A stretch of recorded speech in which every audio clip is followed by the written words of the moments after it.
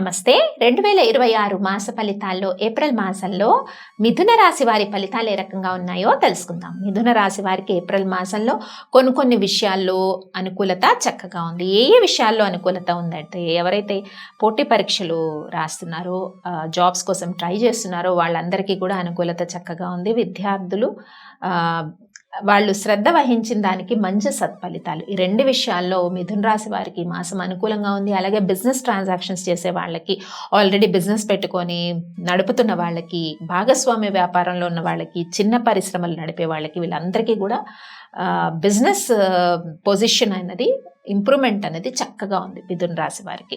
ముఖ్యంగా ఈ మాసంలో మిథున రాశి వారికి కొన్ని విషయాల్లో మానసిక ప్రశాంతత చక్కగా ఉంటుందని చెప్పుకోవచ్చు.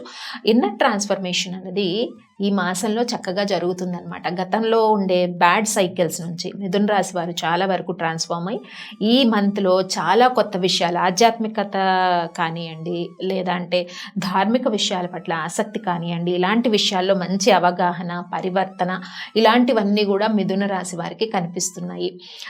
ముఖ్యంగా మిథున రాశి వారు ఎవరైతే సంతానం కోసం ప్రయత్నాలు చేస్తున్నారో వారు కొంచెం పరిహారాలు అన్నవి కరెక్ట్గా చూపించుకొని, జాతక పరిశీలన చేయించుకొని ఆ పరిహారాలు కరెక్ట్గా చేసినట్టయితే సంతానం పొందటానికి, లేదా అంటే మీ ప్రయత్నాలు ఫలించడానికి అవకాశాలు ఉంటాయి. అలాగే వివాహ ప్రయత్నాలు చేస్తున్న వాళ్ళకి కొంత ఈ మాసంలో జాప్యమైనా కూడా కంగారు పడద్దు. చక్కగా మీ ప్రయత్నాలు అన్నవి కొనసాగించడం మంచిదన్నమాట.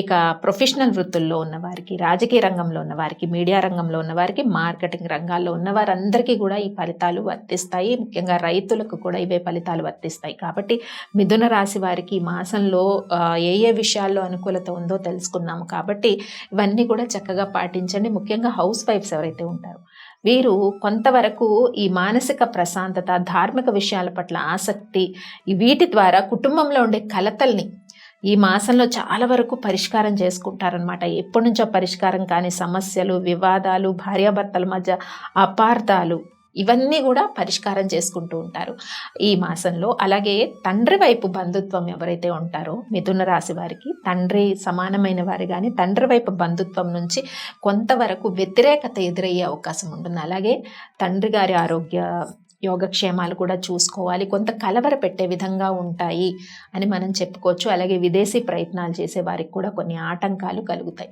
మరి ఈ మాసంలో మిథున రాశి వారు చేసుకోవాల్సిన పరిహారాల్లో ముఖ్యంగా శివారాధన చేసుకోవడం చాలా మంచిది, అవసరము. అలాగే శివ పంచాక్షరి మంత్రాన్ని పఠించుకున్నట్టయితే కొంత మానసిక ప్రశాంతత, ఉపశమనం లభిస్తుంది. అలాగే నూతన వ్యాపార ప్రయత్నాలు ఎవరైతే పెట్టుకోవాలనుకుంటున్నారో ఈ మాసం చాలా అనుకూలంగా ఉంటుంది. ఉద్యోగ ప్రయత్నాలు కూడా ఫలిస్తాయి.